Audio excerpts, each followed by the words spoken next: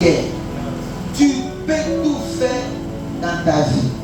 Mais lorsque les guerres voudra arrêter de pomper du sang, tu ne peux pas rien faire par rapport à ton cœur. Ça, c'est un domaine réservé de Dieu. Donc, me voir ce soir, me tenir au-devant de vous, c'est la grâce de Dieu. Ça fait quelque chose d'un moment que je suis très souffrant. La malaria et la thyroïde me dérangent. Mais me voir se tenir au-devant de vous comme ça, c'est la grâce de Dieu. Voilà pourquoi ce soir, par des acclamations, j'aimerais que l'on puisse dire merci à Dieu. Que l'on puisse dire grâce. Deuxièmement, je dis merci au président Bati, ensemble avec la ceinture qui travaille avec lui. En tout cas, ça a été toujours une grande joie pour moi de venir travailler ici. C'est ma maison. Et surtout que c'est par les canaux d'un frère que j'aime énormément. Même si la santé dérangeait, je me suis dit, bon, ça vient de Guadeloupe. Alléluia. Donc je me suis surpassé hier pour préparer un enseignement qui doit bénir une ou bien deux vues ce soir. Je bénis tous mes invités qui sont là ce soir. Vous allez m'excuser, l'homme de Dieu vous a déjà salué, mais je vais le faire, vous savez, votre autorisation. Je salue la présence d'un ami bien. Bon, je peux seulement citer les noms, ils vont s'élever comme ça, vous allez acclamer pour eux, puisque le temps est en train de couler. Je citais Merveille, Laura, Sam, Samuel, c'est un homme de Dieu très humble, grand homme de Dieu. Que Dieu nous bénisse ce soir. En fait, j'aimerais que Dieu vous donne un temps pour moi et que Dieu se souvienne de tes sacrifices. Nous sommes dans les livres des Actes des Apôtres, chapitre 4. On m'a donné quelques minutes seulement, alors que mon enseignement est tellement long. Actes des Apôtres, chapitre 4, verset 28. Nous pouvons nous lever pour respecter la lecture de la parole. La Bible déclare, pour faire tout ce que ta main et ton conseil avaient arrêté d'avance. Parole du Seigneur. Amen. Quelqu'un va acclamer pour Jésus ce soir. Alors, depuis 2 semaines, on est en train de nous prêcher sur l'école de la destinée ou sur les devenirs dans un avenir. Ça, ce sont des thèmes des prophètes. Je vous dis pour la première fois de ma vie qu'un thème puisse me faire tourner la tête, c'était avec ces thèmes. Je vous dis, ça m'a beaucoup tourné. Donc chaque jour, je ne faisais que modifier des choses. Alléluia.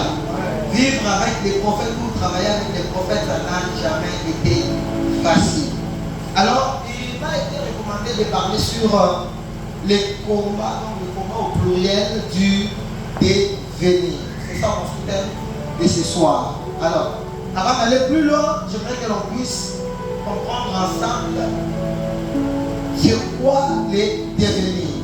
Les devenirs, selon la Bible, c'est un devenir,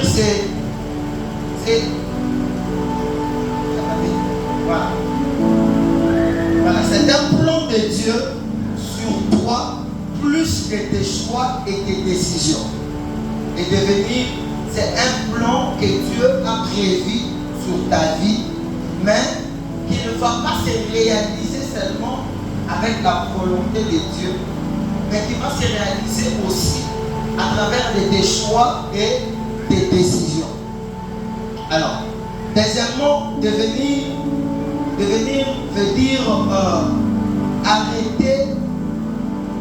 arrêter un projet en avance ou arrêter d'avance quelque chose. Troisièmement, devenir veut dire connu d'avance ou les choses que Dieu a connues d'avance. Selon Romains 8, chapitre 29, la Bible dit, la Bible est en train de déclarer ceci. Donnez-moi quelques minutes, je vais lire. Romains chapitre 8, verset verset 29.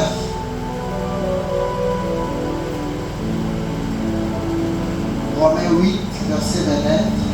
Voilà. Car ce qu'il a connus d'avance, il les a aussi prédestinés à être semblables à l'image de son Fils, afin que son Fils fût le premier-né entre plusieurs frères. Donc, ici, on est en train de parler de devenir. Donc, devenir pour un homme, peut-être que c'est quelque chose de nouveau. Mais pour Dieu, devenir n'est pas quelque chose de nouveau. Puisque la vie de l'homme pour Dieu ne commence pas quand l'homme vient sur la terre. Mais la vie de l'homme pour Dieu commence du moment que Dieu pense à le concevoir dans ses pensées. Alléluia. C'est pourquoi la Bible est en train de nous parler dans le livre de Jérémie, je crois chapitre 1, verset 5. La Bible dit que Dieu est en train de parler sur Jérémie pour dire, avant même que tu puisses te former dans le ventre de ta maman, je te connaissais. Donc Dieu dit trois choses pour Jérémie. Il dit, je te connaissais et je t'avais consacré. Et la troisième chose, il dit, je t'avais établi. Donc dans le monde, on ne vient pas fille. Dans le monde, on vient déjà rempli de choses pour lesquelles on a été envoyé dans le monde. Voilà pourquoi un médecin a dit, quand les enfants viennent au monde, quand les bébés viennent au monde, ils pleurent parce que quand il vient au monde, il vient avec tous ses bagages. Et du moment qu'il entre dans le monde, la sorcellerie de sa famille, la sorcellerie qui règne dans l'hôpital, la sorcellerie de l'environnement dans lequel il est venu au monde, vient s'attaquer à lui pour prendre les bagages avec lesquels il a été envoyé dans le monde. Voilà pourquoi il y a des enfants qui sont venus au monde parce que dans leur famille, il n'y avait personne qui avait une spiritualité très haute.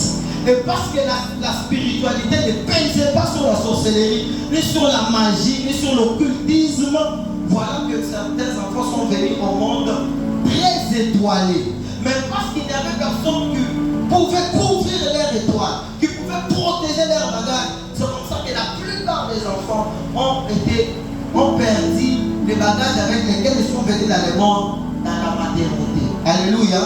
Je prie ce soir par le nom de Jésus-Christ que lorsque tu iras à l'hôpital pour mettre au monde, que la couverture du Saint-Esprit t'accompagne au nom de Jésus. De la même manière que le Saint-Esprit avait couvert Marie pour qu'elle conçoive et qu'elle donne naissance, alors qu'aucun esprit gérant qui était à cette époque-là n'était tenu informé de sa grossesse. Je l'ai déjà reçu sur ta vie au nom de Jésus. Marie a conçu. Hérode n'était pas au courant. Elle a conçu par la puissance et la couverture du Saint-Esprit. J'aimerais dire à quelqu'un ce soir, Satan, le diable peut avoir l'accès de passe, l'accès d'entrer partout. Mais là où il y a la puissance du Saint-Esprit, Satan, le diable ne peut pas entrer. Voilà pourquoi la Bible est en train de dire dans le livre de 1 Jean, je crois chapitre 7, que le Fils de l'homme est apparu afin de détruire quoi? Les œuvres du diable. Partout que le Saint-Esprit se trouve, les œuvres du diable sont anéanties. Et je prie ce soir que cela soit ton partage au nom de Jésus. Maintenant, en parlant du combat de devenir, nous voyons à peu près trois choses. Oh mon Dieu, je suis en train de sauter des choses parce que mon ami m'a donné un peu de minutes. En parlant du combat de devenir, nous voyons à peu près trois choses. Premièrement, nous voyons un esprit qui s'élève pour empêcher à celui qui vient dans le monde avec une mission du ciel pour réaliser cela sur la terre. Je me suis posé plusieurs questions. Pourquoi à la naissance de Moïse, les rois ordonnent que l'on puisse tuer tous les enfants de 0 ans jusqu'à 3 ans? Pourquoi les rois a ordonné que l'on puisse tuer les enfants? Parce que les rois s'étaient sentis en danger. Alléluia. Donc les premiers combats avec lesquels Satan et Diable viennent nous étouffer, c'est d'abord les les combats de la naissance. Alléluia. En tout cas, concevoir un enfant n'a jamais été facile. C'est quelqu'un qui me reçoit ce soir. Parce que même en route, là, on voit des folles qui conçoivent. Aux hommes, ça a 7 ans. Elle n'arrête pas d'aller voir les hommes de Dieu, elle n'arrête pas de fréquenter les prophètes pour qu'elle conçoive. Mais aux hommes, on a une folle qui conçoit et qui arrive à donner naissance. Donc, les premiers combats avec lesquels Satan, le diable, vient étouffer tout celui qui est porteur du changement dans le monde, c'est d'abord le combat de la naissance. C'est pour ça qu'il y a des mamans qui n'arrêtent pas de pleurer toute la nuit. Moi, je travaille dans le combat spirituel, je sais de quoi je parle. Qui n'arrivent pas à dormir à cause de la grossesse, à cause de l'enfant qui est là dans son ventre. Des combats et des combats. Les combats, ce n'est pas sa maman. Mais les combats, c'est la mission avec laquelle l'enfant va entrer dans le monde. Regardez bien à la naissance de Jésus. Combien des enfants ont été sacrifiés pour préserver Jésus? J'aimerais dire à quelqu'un, à cause de toi, Dieu donnera l'Égypte, Dieu donnera sa mort. À cause de ta mission, à cause de ton étoile, il y aura des gens qui mourront à ta place. Il y aura des gens qui seront sacrifiés à ta place. Pourquoi? Parce que tu es un porteur de changement. Tout porteur de changement. Le premier combat qu'il affronte, c'est le combat de la naissance. Je me demande, lorsque Hérode a appris de la naissance de Jésus, comment est-ce qu'il a appris? Je vais vite. La Bible dit, les trois conduisaient les mages, là où l'enfant qui venait de naître se trouvait. La Bible dit, puisque les mages dans leur tête, un roi devait naître que dans la maison d'un autre roi. Ils sont allés chez Hérode. Alors qu'à cette époque-là, il y avait un autre roi qui s'était annoncé. La Bible dit, pendant qu'il se conduisait chez Hérode, en route, devant la maison d'Hérode, l'étoile de Jésus qui le conduisait va disparaître. Ce soir, je prie au nom de Jésus. Partout où on voudra t'amener, là où on veut tuer, étouffer ton étoile, que la puissance du Saint-Esprit casse ton étoile au nom de Jésus. Toute terre qui voudra étouffer ton étoile, toute personne qui voudra étouffer ton étoile, ce soir, au son de ma voix, que la puissance du Saint-Esprit ouvre ton étoile au nom de Jésus. Parce que l'étoile de Jésus, son adresse, ce n'était pas la maison d'Hérode. Elle lui a dit, l'étoile va disparaître pour confondre le diable. Alléluia. Le diable, pour travailler, il a besoin des gens. Mais Dieu, pour travailler, il n'a pas besoin des gens. Parce que Dieu peut être partout au même moment. C'est comme ça, quand tu es un porteur du changement, tu ne dois pas être une personne qui touche à tout, qui doit être dans tout environnement. Non! Tout porteur du changement, sa place, c'est dans la présence de Dieu. Regardez bien dans la Bible. Tout celui qui a opéré des grands miracles, ou qui a mené quelque chose de nouveau dans le monde, sa place c'était dans la présence de Dieu. Moïse, dont nous sommes en train de parler, il a fait 40 jours et 40 nuits à la montagne. Élie, qui a fait descendre le feu sur la terre pour la toute première fois dans l'histoire de l'humanité. Élie a fait combien? Élie était un montagnard. Où est-ce qu'il vivait? Il vivait à la montagne. Mais regardez Jésus là, il vient pour son tour. Parce qu'il était un porteur du réveil. La Bible dit, à son tour, il fait aussi 40 jours et 40 nuits. Où ça? À la montagne. Et la Bible dit, à la montagne de transfiguration, au sommet. Alors que Jésus priait, Moïse est montagnard, Élie est montagnard, sont apparus. Voyez-vous, lorsque tu es un porteur du changement, tu ne dois pas vivre comme tout le monde. Ta place doit être dans la présence de Dieu, dans la prière. Tu respires la prière. Malheureusement, dans ma génération, nous n'avons plus de prières, des hommes qui vivent dans la prière. Aujourd'hui, on aime s'afficher, même quand on n'a pas quelque chose, même quand on n'a pas de bagages. Même Jésus, pour s'afficher, il a attendu à ce qu'il soit rempli dans les jourdains. Cher ami, pourquoi tu te présentes devant un si grand risque, alors que tu sais tu es vide, Tu n'as pas un bagage. Tu n'as pas un paquet. Le plus grand problème de ma génération, c'est ça. On aime mettre des photos dans lesquelles nous avons des micros. Des photos dans lesquelles nous sommes à la chair en train de prêcher.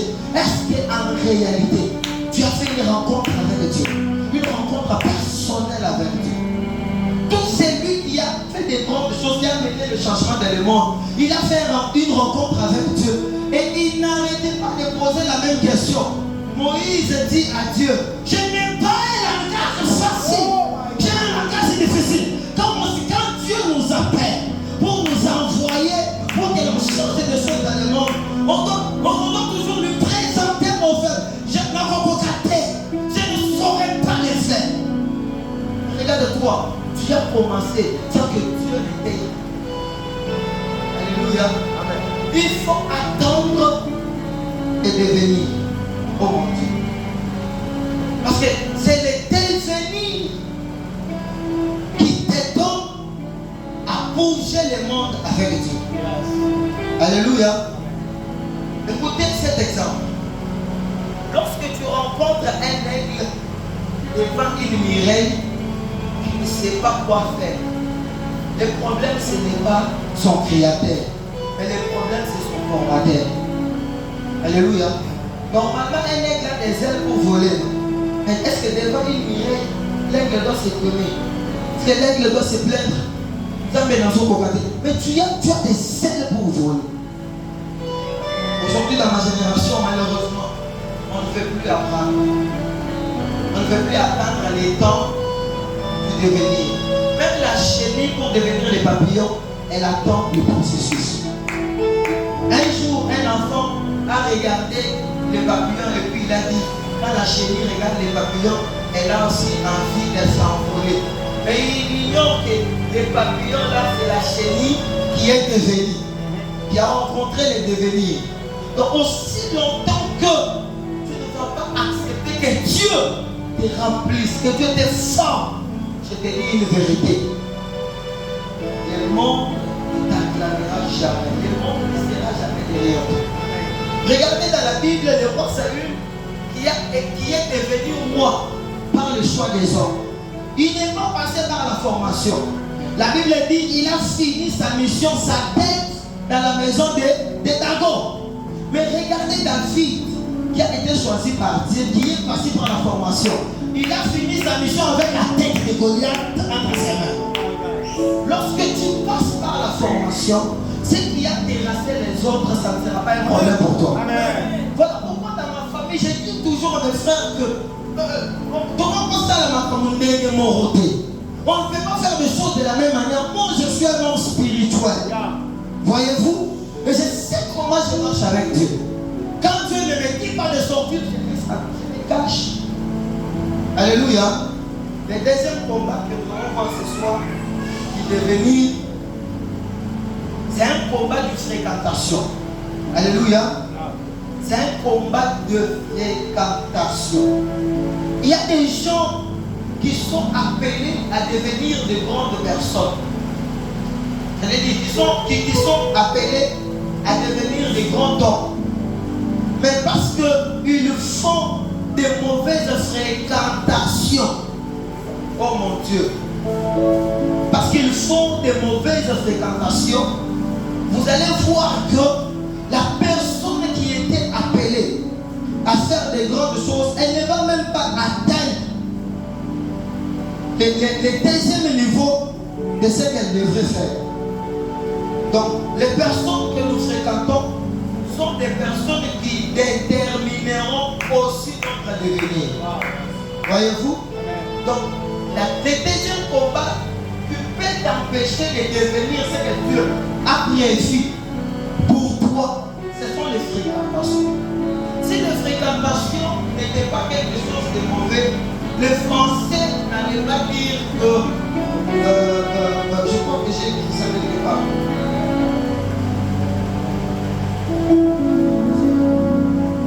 Voilà, les Français n'allaient pas dire dis-moi que tu fréquentes et je te dirai qui tu es. Voyez-vous?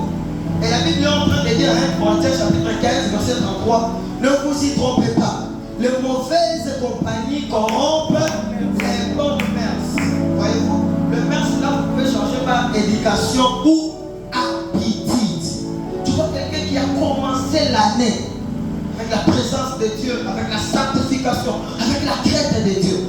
Mais parce que la personne s'est mise en contact, par moment, en relation avec une personne qui n'a rien à voir avec ce qu'elle porte.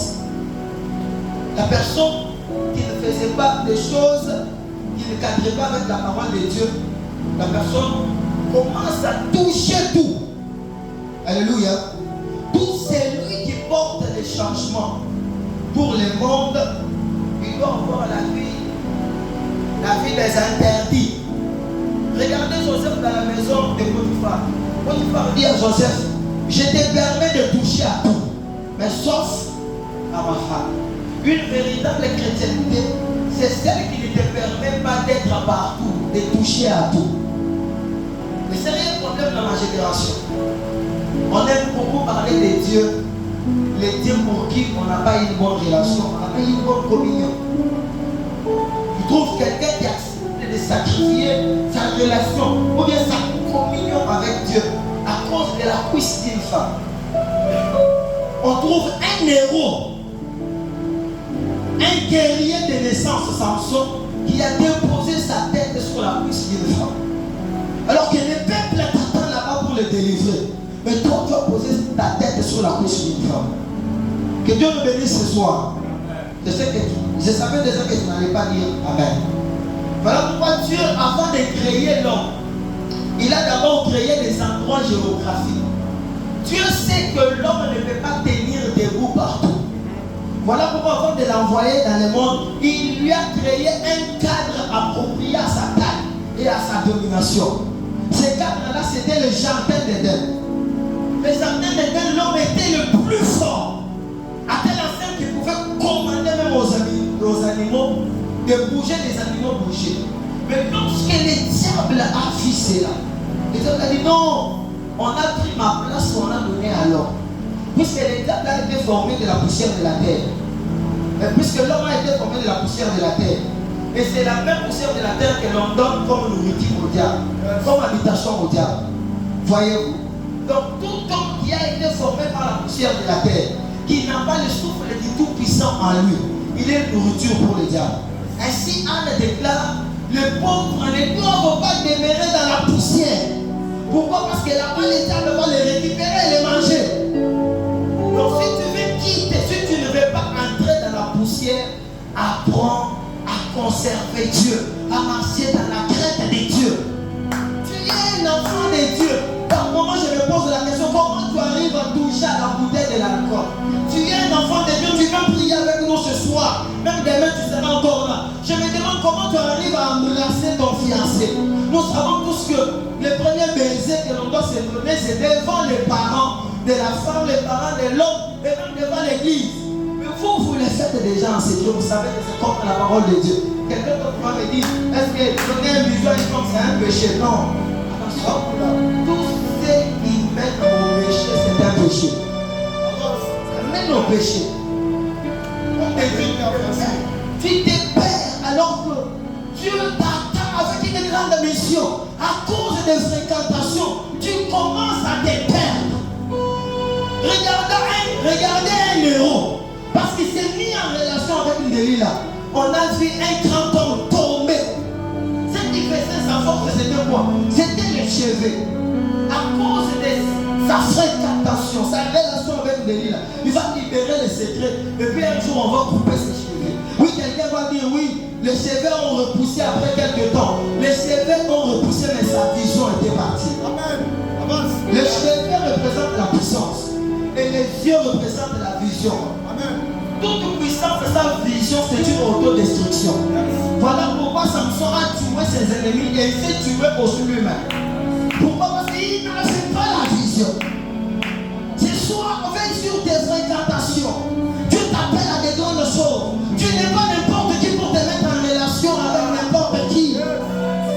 Afin de te mettre en relation, regarde les capacités que Dieu a placées en toi. Est-ce que cette personne va m'aider à les exploiter? Est-ce que cette personne va m'aider à les exposer?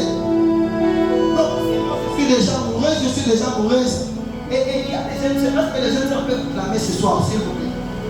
Quelqu'un peut acclamer ce soir, s'il vous plaît. Quand vous vous mettez en relation avec un homme, enlevez d'abord dans vos têtes que c'est mon copain, c'est lui qui doit tout faire pour moi. Hé maman, toi aussi tu peux faire tout pour lui, non? Voilà pourquoi, parce que tu te confies à lui, il doit tout faire pour moi. C'est comme ça quand il te demande, c'est qu'on ne demande pas le mariage, tu donnes facilement. Parce que tu sais que, à son meilleur téléphone, bilamba.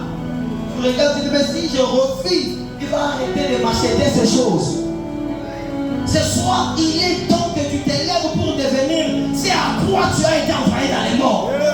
Et les fréquentations ne te découragent pas, ne t'arrêtent pas. Tu peux aussi faire quelque chose. Les fréquentations nous empêchent de devenir exactement ce que Dieu a prévu pour nous. Écoutez, tout ce que tu connais, c'est au niveau de tes fréquentations. Dans le cadre des informations, nous venons au monde, nous naissons filles. Le français que tu parles là, tu as appris ça de ton environnement. Tu as appris ça de tes fréquentations. Tout ce que tu connais en bien et mal là, en bien et en mal là, où est-ce que tu as appris ça? C'est à travers de tes fréquentations, c'est à travers de tes relations.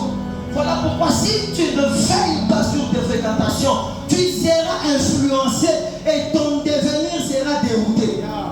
Voyez-vous, il y a quelqu'un qui m'a dit ce matin, quand je lui ai dit que je vais parler sur le devenir, il m'a dit, les plans que Dieu a déjà prévus pour moi ne peuvent pas être changés. Non, ne vous trompez pas. Dieu peut t'attendre là-bas à Lubumbashi, mais toi tu viens à Kinshasa parce que tu n'as pas suivi ses plans. Quand Dieu t'appelle aux grandes choses, tu dois respecter le processus. C'est le processus qui t'amènera à devenir exactement ce que Dieu a planifié pour toi. Mais c'est ce que nous n'arrivons pas à faire aujourd'hui. On ne fait pas le processus. On veut devenir d'un coup. On ne veut pas atteindre dans la chambre haute. On t'appelle déjà prophète. Qui t'a consacré prophète? Voyez-vous? Parce que Dieu a donné un message. Et cela fait de toi un prophète. Non, tu dois attendre dans la chambre haute jusqu'à ce que l'esprit va te remplir. Et puis tu descends sur le terrain. Si vous regardez bien dans la Bible, Pierre, avant la chambre haute, il a régné Jésus devant une femme. Mais après la chambre haute, les mêmes Pierre, la Bible déclare qu'il a parlé de Jésus. Environ 3000 hommes se sont convertis. Pourquoi? Parce qu'il était déjà équipé. Le troisième combat qui peut nous faire rater notre devenir. Oh mon Dieu, je suis déjà en train de partir très vite. Le deuxième combat qui vient nous empêcher de devenir, c'est que si Satan le diable fait t'empêcher de devenir exactement ce que Dieu a prévu pour toi, il va éteindre ta vision ou supprimer ta vision. Vous savez pourquoi il va toucher à la vision? Parce que les diables sait. Oh mon Dieu. J'aime ce que je vais dire ici là. Parce que les diables sait que la vision c'est la capacité de percevoir le futur à partir du présent. Donc à partir du présent, tu peux déjà savoir ce que tu deviendras demain. C'est comme ça que quand le diable passe, il atteindra ta vision. Parce qu'il sait que ce qui te motive, ce qui te met en mouvement, c'est la vision que tu as de ton devenir. Mais quand il t'attaque, il touche à ta vision. Pour que tu deviennes un homme partout. Or, dans le monde, un endroit partout n'existe pas. Alléluia. Il n'y a qu'un fou que l'on peut rencontrer partout. Mais un homme normal, on ne peut pas le rencontrer partout parce qu'il a une vision. Et tout celui que le diable a déjà trouvé sa vision, ce qui peut le prouver, c'est que quand on le demande, mon cher, tu as quelle vision? Il dit, mais je ne sais pas. Si tu ne sais pas ta vision, donc ça veut dire que tu es déjà arrivé. Si tu n'as pas de vision, donc tu es déjà arrivé. Maintenant, regarde-toi bien. Es-tu déjà arrivé ou bien tu es en voie d'arriver? La vision est encore là ou bien elle a été touchée par les diables. Voyez-vous? La vision, c'est savoir. C'est s'asseoir et savoir ce qu'il faut faire. Luc chapitre 14, verset 28. La Bible dit, car lesquels de vous, s'il veut bâtir une tour, ne s'assied d'abord pour calculer la dépense et voir s'il quoi? La terminer. Tout celui qui a une vision, il doit apprendre de s'asseoir avant de se mettre en mouvement. C'est la Bible qui le déclare. Et dans la vie, il y a des choses pour les obtenir. Il faut que vos femmes, il faut aller à vos femmes, tu dois t'asseoir. Quelqu'un me reçoit ce soir? Président, quelqu'un me reçoit. Nous allons faire un exercice avec le président. Montez. Regardez. On peut se tenir ici comme ça, tout le monde va nous voir. C'est mon téléphone, hein. En tout cas, je suis à la chaire devant l'église. Si le président arrive à ramasser ses téléphones en étant debout, il sera. C'est mon téléphone, hein. C'est comment? Voyez-vous? Il dit que c'est impossible. Il va faire quoi? Dans la vie, il y a certaines choses, merci beaucoup, président. Pour les obtenir, tu dois t'asseoir et apprendre. Regardez tout celui dans la vie qui ne fait pas s'asseoir pour apprendre. Satan, le diable, le maintient debout dans tout. Dans l'impudicité, il est debout. Dans l'alcool, il est debout. Dans les mensonges, il est debout. Dans les aventures, il est debout. Pourquoi? Parce qu'il ne fait pas s'asseoir pour apprendre. Tu veux devenir grand, apprends à t'asseoir pour apprendre. Si tu ne fais pas t'asseoir pour que le prophète se prenne après, quand tu te prends déjà pour une personne qui connaît tout, tu n'iras nulle part. Et Dieu, dans sa façon de faire les choses, il ne peut pas mettre du carburant dans un véhicule qui n'ira nulle part. Dieu s'investit toujours dans la vie de celui qui a une vision. Tu as quelle vision pour l'année 2025? Regarde comment tu me regardes. Tu as commencé l'année comme tout le monde. Tu as crié, oh, 2027. Tu as quelle vision pour cette année? Tu as commencé l'année avec une vision. Où est partie ta vision? Regarde dans quoi tu te retrouves aujourd'hui. Ta vision, où est-ce que tu l'as laissée? Tu as dit cette année, je dois travailler. Je dois signer des gros contrats. Je dois me marier. Je dois gêner. Je dois bâtir un ministère pour Dieu. C'est parti où? Quand les diables attaquent ta vision, c'est pour que tu sois une personne qui est partout. Voyez-vous? Et dans la vie, lorsque un but demeure inconnu, la vie sera inévitable. Lorsque tu n'as pas de vision, de but dans la vie, même dans l'œuvre de Dieu, comme je suis en train de prêcher là, je pense avec un but d'être enlevé un jour et recevoir la couronne de gloire un jour. Je ne le fais pas par mouvement. Alléluia. Donc quand les diables touchent à ta vision, c'est pour t'empêcher d'aller atteindre ton devenir. Pendant que je parle ce soir, par rapport au devenir que Dieu avait prévu pour l'année 2025, regarde là où tu as laissé ça. Regarde là où tu as abandonné ça. Pendant que les gens pleurent dans ta famille, pendant que les gens pleurent dans cette église, toi qui dois faire quelque chose, tu continues de dormir. Quelqu'un qui doit devenir pour apporter le changement, on ne doit pas les voir avec les choses de tout le monde. Samson, tes CV, on ne doit pas les couper. Parce que Jonathan s'est fait poisser, tu vas te faire aussi mauvais. Non. Sa force à toi, c'est tes cheveux. Chaque personne a quelque chose qui fait sa force. Si ce qui fait ma force, c'est le jeûne. Tu vas être dans les jeûnes de prière. Si ce qui fait ta force, c'est la crainte de Dieu. Tu dois t'élever dans la crainte de Dieu. Alléluia. Amen. Écoutez,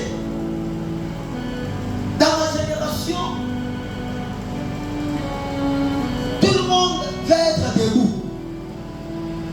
Parce qu'il a vu telle personne commencer un ministère, il dit, je dois aussi commencer.